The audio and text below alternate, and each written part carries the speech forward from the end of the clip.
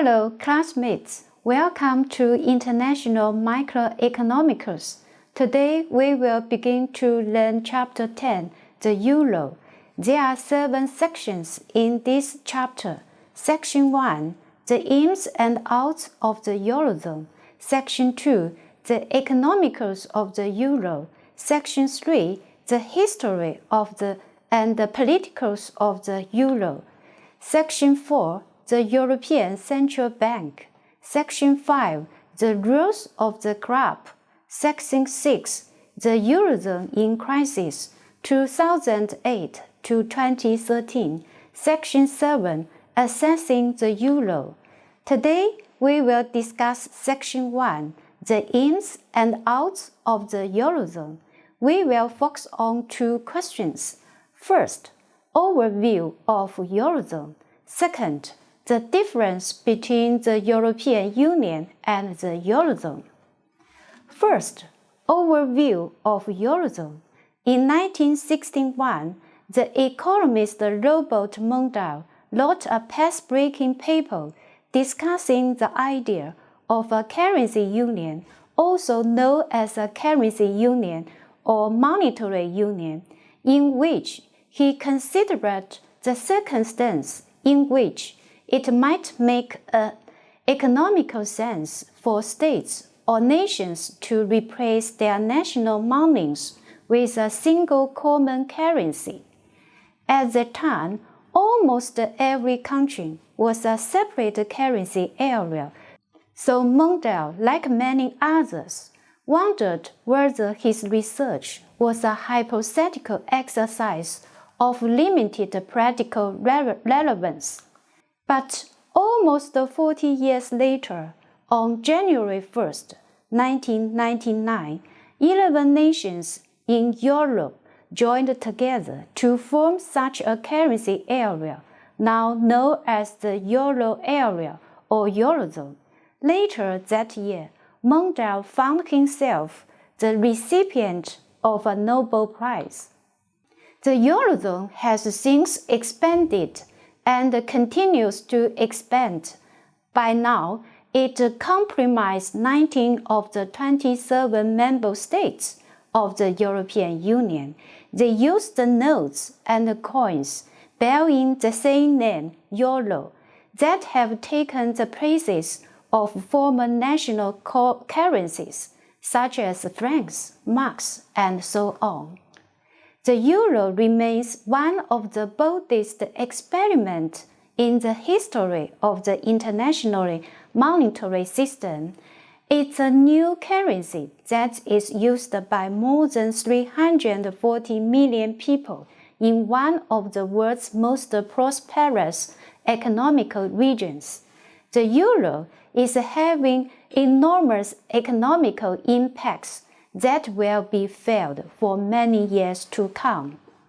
Second, the difference between the European Union and the Eurozone.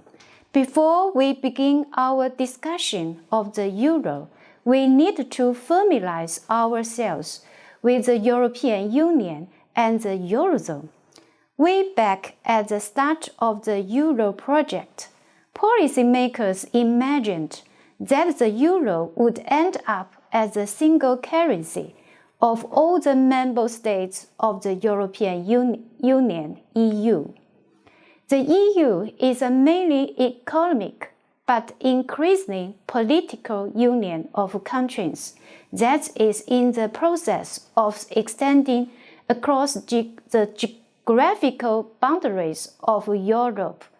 The main impetus for the Euro project came in 1992 with the signing of the Treaty on European Union at Maastricht in the Netherlands. Under this agreement, known as the Maastricht Treaty, the EU initiated a grand project of economics and monetary union, EMU. A major goal of EMU was the establishment of a currency union in the EU, whose monetary affairs would be managed cooperatively by members through a new European Central Bank.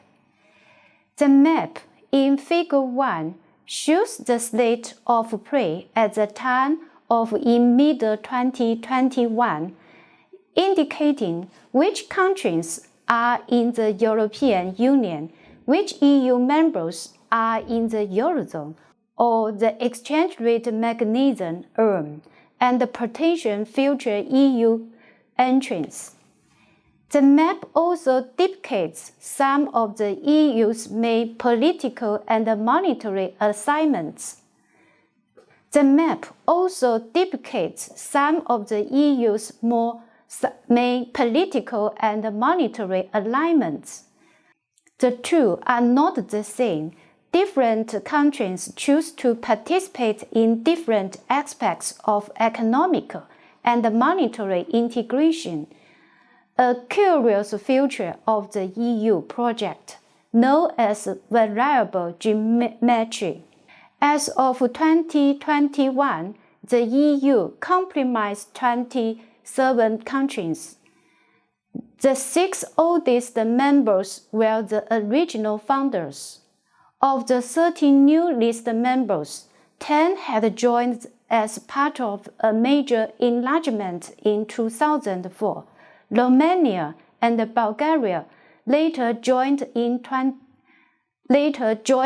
2007, followed by Croatia in 2017.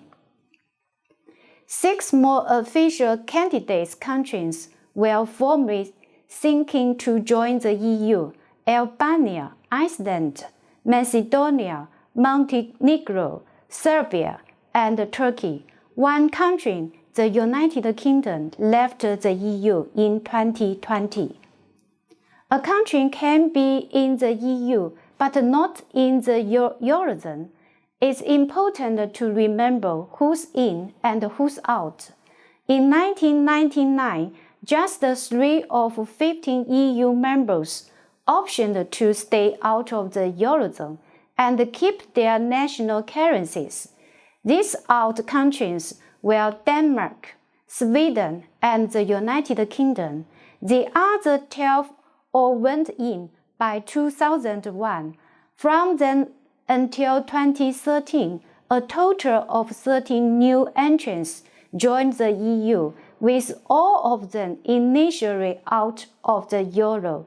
So, the first of these countries, Slovenia, in 2007, became a member of the Eurozone, followed by Cyprus and Malta 2008, Slovakia 2009, Estonia 2011, Latvia 2014, and Lithuania 2015. Or as of 2021, the other 6 new entrants still remained out of the Eurozone.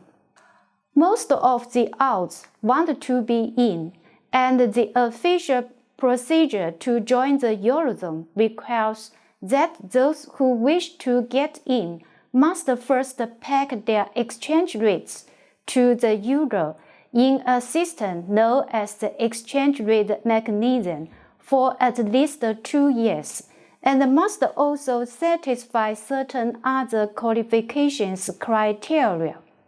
Only one country, Denmark, was part of the ERM as of 2021. We discussed the ERM and the qualifications criteria and other peculiar rules of the Eurozone later in this chapter. So that's all for today. See you next time.